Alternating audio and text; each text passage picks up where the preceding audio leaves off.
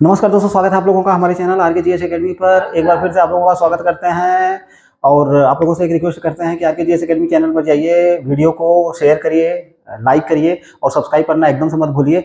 आज जो मैं चैप्टर उठा करके रखा हूँ आपके मेंस में काम करेगा। फिलहाल गांधी जी के बारे में, चूँकि बहुत सारी चीज़ें हैं, बहुत सारी चीज़ें मैंने देखी हैं, कई बार देखा है मैंने। जब ऑफलाइन में क्लास लेता हूँ तब भी मैं देखता हूँ कि कुछ बच्चे, कुछ छात्र और छात्राएं हैं तो उनको गांधी जी के बारे में जानकारी नहीं है या अधूरी जानकारी है, इसलिए उनका कॉन्सेप्ट क्लियर नहीं है। बाकी बहुत से ऐसे लोग हैं जो कहते हुए, देखते हुए, सुनते हुए मिल जाते हैं कि गांधी जी ये, गांधी जी वो, वगैरह वगैरह।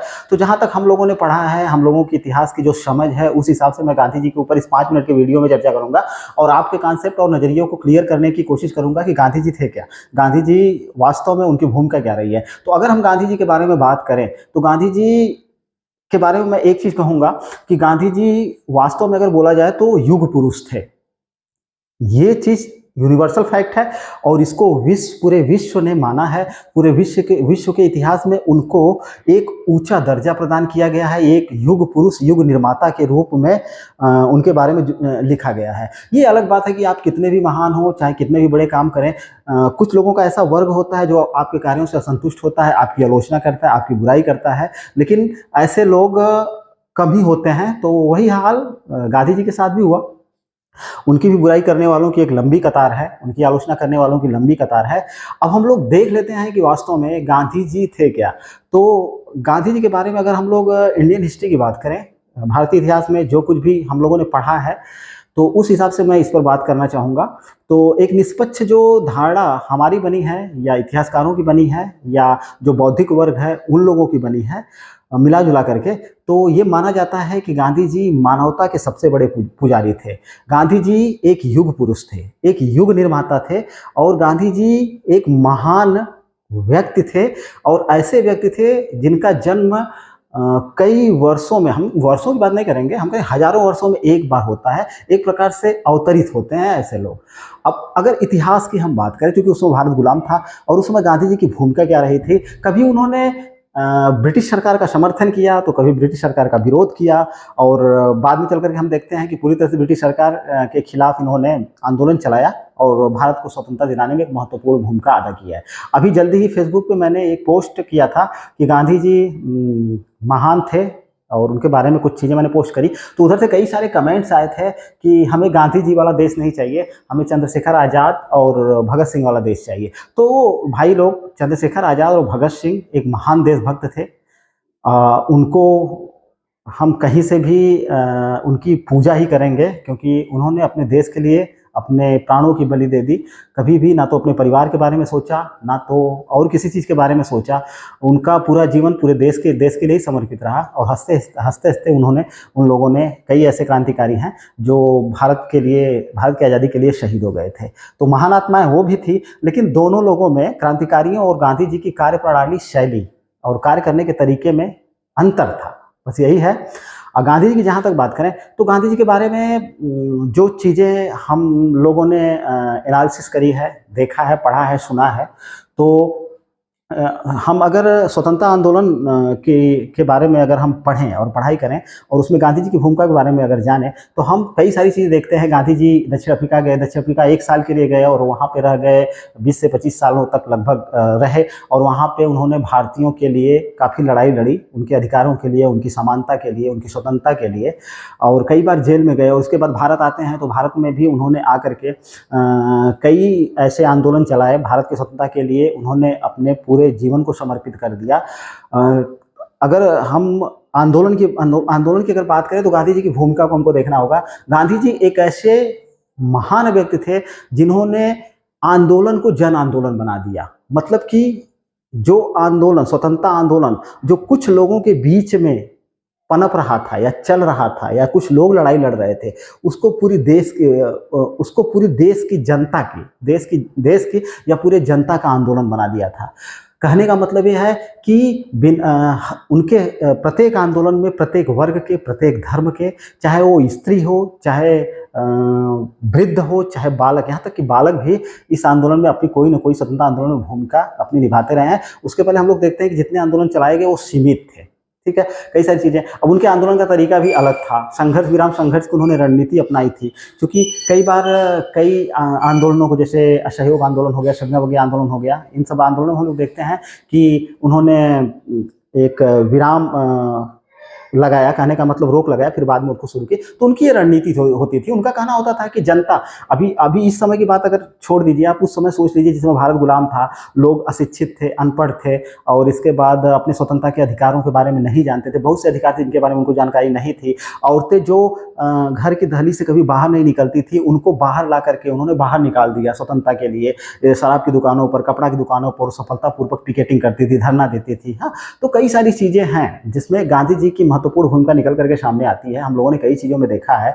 उनके द्वारा चलाए गए असहयोग आंदोलन रहा हो, चाहे सविनावज्ञा आंदोलन रहा हो। अच्छा, एक चीज और, एक के बाद दूसरा जब आंदोलन चला तो और उससे शक्तिशाली होता चला गया। गांधी जी अगर एक आंदोलन में 10 मांगे रखते थे तो दूसरे आंदोलन में उन्होंने अपनी मांगों की संख्या बढ़ा करके 20 कर दी। इसी प्रकार कदम दर कदम वो बढ़ते चले गए, और अंत में जब भारत छोड़ो आंदोलन, क्विट इंडिया मूवमेंट को उन्होंने स्टार्ट किया, तो उसमें उन्होंने सीधे सीधे भारत की स्वतंत्रता से, स्वतंत्रता के अलावा और किसी चीज पर उन्होंने किसी चीज को स्वीकार करना अस्वीकार कर दिया था पूरी तरह से। यानी अब जो है, अंग्रेज आप लोग भारत छोड़ करके जाइए और भारत को अपने भाग्य पर छोड़ दीजिए, अपने भाग्य पर छोड़ दीजिए। उनके कहने का मतलब ये था, चाहे जैसा भी भारत हमको मिलेगा हम उसको सुधार लेंगे।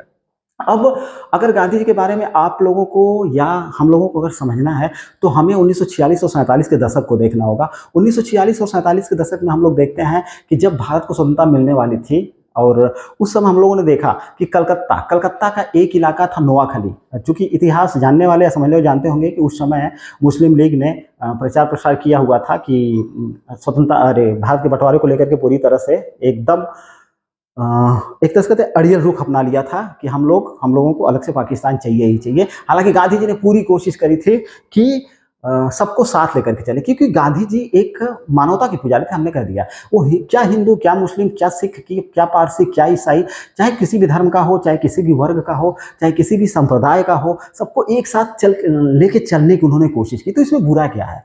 अगर हिंदू, मुसलमान, सिख, ईसाई, पारसी वगैरह इनमें इनको साथ लेकर के हम चलते हैं, आपस में भाईचारा को बढ़ाते हैं, वृद्धि करते हैं उसमें, या आपस में प्रेम या सहयोग को बढ़ावा देने पर बल दिया जाता है, अगर उन्होंने ऐसा किया तो इसमें बुरा क्या है? हालांकि हो सकता है कुछ ऐसे कट्टरपंथी हैं, उनको बुरा लगता है, लेकिन जो बौद्धिक वर्ग का है और जो समझने वाला है वो जानता है कि ये जाति, संप्रदाय, धर्म, वर्ग वगैरह वगैरह सारी जितनी भी चीज़ें हैं, ये सिर्फ क्या है, एक प्रकार का छलावा है, कुछ नहीं है। मेन चीज़ हम सभी क्या हैं, गांधी जी वही मानते थे कि हम सब क्या हैं, मानव हैं। इसके बाद में कोई किसी जाति का है, कोई किसी धर्म का, कोई किसी वर्ग का, कोई किसी संप्रदाय का है, तो सबको साथ लेकर के चल रहे थे। अब हम लोग बात करते हैं 1946 से 47 के दौरान। 1946-47 के दौरान जब भारत को आज़ादी मिलने वाली थी, उस समय सबसे बेस्ट जो है उनका रोल हमको देखने को मिला। क्या रोल देखने को मिला? यहाँ तक कि विश्व के भी कई ऐसे इतिहासकार हैं जो उस समय उनकी काफ़ी बड़ाई करते हैं। जब कलकत्ता का नोआखली और बिहार के कई इलाकों में दंगे भड़क उठे थे, हिंदू और मुसलमानों के बीच काफ़ी सांप्रदायिकता चल रही थी। कहने का मतलब ये है कि ना तो हिंदू मुसलमान को देखना पसंद कर रहा था, ना तो मुसलमान हिंदू को देखना पसंद कर रहा था। मतलब लाशों का ढेर लगा हुआ था। अगर एक वर्ग दूसरे वर्ग को देखता था तो तुरंत जो है मरने मारने पर आमदा हो जाता था। उस समय मतलब कोई भी नेता, मुस्लिम लीग पूरी तरह से दंगों को भड़का रही थी और ब्रिटिश सरकार ने भी इस पर कोई नियंत्रण करने की कोशिश नहीं की थी। भारत को आज़ादी मिलने जा रही थी। उस समय भारत के जो भी नेता थे, मैं नाम किसी का नहीं लूंगा, भारत के जो नेता थे, कोई प्रधानमंत्री बनने जा रहा था, कोई गृह मंत्री बनने जा रहा था, किसी को सूचना प्रसारण मंत्रालय मिल रहा था, किसी को शिक्षा मंत्रालय मिल रहा था, बाकी कई सारे। उस समय गांधी जी का सबसे बेस्ट जो है रोल हमको देखने को मिलता है। वो जितने भी सांप्रदायिक दंगों वाले इलाके थे, वहां पर वो अकेले ही नंगे पांव, धोती लपेटे हुए पूरे सांप्रदायिक इलाकों में लोगों से जा करके हाथ गोड़ जोड़ करके विनती कर रहे थे कि अरे हम सब मानव हैं, ये सब आप लोग क्या कर रहे हैं, दंगों को रोकिए। पैदल ही जाते थे, गली गली में जाकर के लोगों को समझाते थे। अब आप सोच लीजिए कि जिस समय हिंदू हिंदू को नहीं देखना चाहते थे, मुसलमान मुसलमान को देखना नहीं चाहते थे, उस समय की स्थिति ये है कि गांधी जी के ऊपर कोई भी ऐसी कोई हमको इतिहास में कोई घटना नहीं देखने को नहीं मिलती है कि उनके ऊपर कोई वार किया गया हो या उनको मारने का प्रयास किया गया हो। हाँ, उनको थोड़ा सा परेशान जरूर किया गया, उनके मार्ग में कांटे बिछाए गए या कहीं कहीं पर हम लोगों ने देखा है कि उनके ऊपर जो है कूड़ा करकट फेंका गया। बाकी इससे ज़्यादा कोई घटना नहीं घटित हुई। इसीलिए एक इतिहासकार ने लिख भी दिया है कि गांधी जी को जो लोग बुरा से बुरा भी समझते थे, बुरा से बुरा समझते थे, वो भी उनका अहित नहीं चाहते थे। इससे बेस्ट कथन क्या हो सकता है, आप सोच लीजिए। अगर वो चाहते तो उनको राष्ट्रपति का पद, प्रधानमंत्री का पद, मतलब कोई भी पद चाहते तो उनको आराम से मिल सकता था। लेकिन उस समय वो अकेले मानवता के एक पुजारी, मसीहा, गांव-गांव, घर-घर, गली-गली जा करके सांप्रदायिकता को रोकने का प्रयास कर रहे थे। ये सबसे बेस्ट दिन है। मतलब क्या निस्वार्थ भाव से उन्होंने देश की सेवा करी थी, सोच लीजिए आप उस समय को। और कई सारी चीजें हैं। अब अगर आज आप विश्व का इतिहास वर्तमान में उठा करके देखें तो विश्व का लगभग कोई भी ऐसा देश नहीं जहां पे गांधी जी की प्रतिमा न लगी हुई हो या गांधी जी को पूजा न जाता हो या गांधीवाद का समर्थन नहीं किया जाता है। हम कहते हैं कि आज के दौर में आप लोग देख लीजिए, अभी इस समय जब कई तरह की चीज़ें हमको देखने को मिलती है, खासकर मैं आतंकवाद का नाम लेना चाहूँगा। आतंकवाद जैसा एक बहुत ही विषैली कार्य प्रणाली चल रही है पूरा देश इससे त्रस्त है। हालांकि इसमें कमियां आई हैं कहीं पे, लेकिन कब ये जो है अपने विकराल रूप को धारण कर लेगा, कब ये अजगर मानवता को निगल जाएगा, कुछ भी नहीं कहा जा सकता। उस समय भी गांधीवाद पे लोग जोर दे रहे हैं। यानी आतंकवाद पे निबंध लिखने को आता है तो आतंकवाद एक क्या है, विचारधारा है। मतलब अगर कोई बुरा काम है तो क्या, वो एक विचारधारा है, तो हमको उस विचारधारा को क्या करना होगा, तोड़ना होगा। गांधी जी ने यही किया था। हिंदुओं मुसलमानों को एक करने के लिए ये जो विषैली भावनाएं प्रचारित की जा रही थी, उनके मन में फैली हुई थी, दिमाग में जिसने पैठ बना ली थी, उस विचारधारा को उन्होंने तोड़ने का प्रयास किया। और आज वही चीज हम लोग कर रहे हैं। सांप्रदायिकता को अगर रोकना है तो सांप्रदायिक विचारधारा को हमको रोकना पड़ेगा, उसको तोड़ना पड़ेगा। जातिवाद को तोड़ना है तो जातिवादी विचारधारा को तोड़ना पड़ेगा, रोकना पड़ेगा। ठीक है। इसके बाद आतंकवाद को अगर तोड़ना है, आतंकवाद को अगर नेस्तनाबूद करना है तो आतंकवादी को नहीं, आतंकवाद जो विचारधारा लोगों के मन में पनप रही है उसको तोड़ना होगा, उसको समाप्त करना होगा। और इसके लिए गांधीवादी रणनीति सबसे बेस्ट है, उससे बेस्ट कुछ भी नहीं है। क्योंकि गांधीवादी रणनीति में एक चीज, मानवता पे बल दिया गया है, लोगों के प्रेम, सहयोग, सौहार्द, इस पे बल दिया गया है। तो गांधी जी और गांधी जी की भूमिका क्या थी, मैं एक छोटे से वीडियो में पूरी तरह से नहीं बता सकता, लेकिन मैंने कुछ चीज़ें आप लोगों को बताने का प्रयास किया है। हो सकता है मेरी बात से कुछ लोग सहमत ना हो, ऐसा, और इसमें कोई बड़ी बात नहीं है। मैंने कह दिया कि कुछ चीज़ें ऐसी हैं जो आपसे कुछ लोग सहमत नहीं भी हो सकते हैं, बहुत से लोग सहमत हो भी सकते हैं।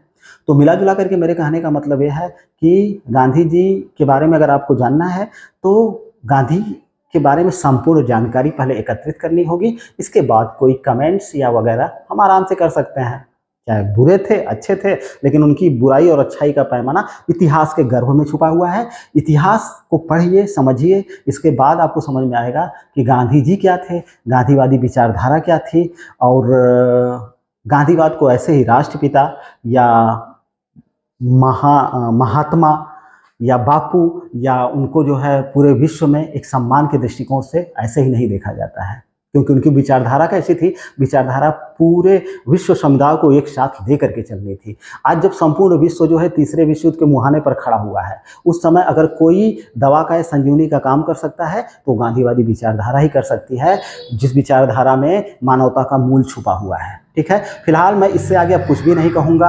आप लोग इतिहास का अध्ययन करिए, इसके बाद जो है आपकी समझ विकसित हो जाएगी। गांधी जी कैसे थे, क्रांतिकारी कैसे थे, वो लोग भी देशभक्त थे, उन्होंने भी देश के लिए अपने प्राणों को न्यौछावर किया, महान वो लोग भी थे। लेकिन मैंने कहा कि सबकी कार्य प्रणाली अलग अलग थी और सबके विचारधाराएं कुछ अलग अलग थी। ठीक है, फिलहाल मैं यही भी वीडियो को समाप्त करता हूँ। प्लीज़ वीडियो को लाइक करें, शेयर करें और RKGS एकेडमी को सब्सक्राइब करें। Thank you for watching my video.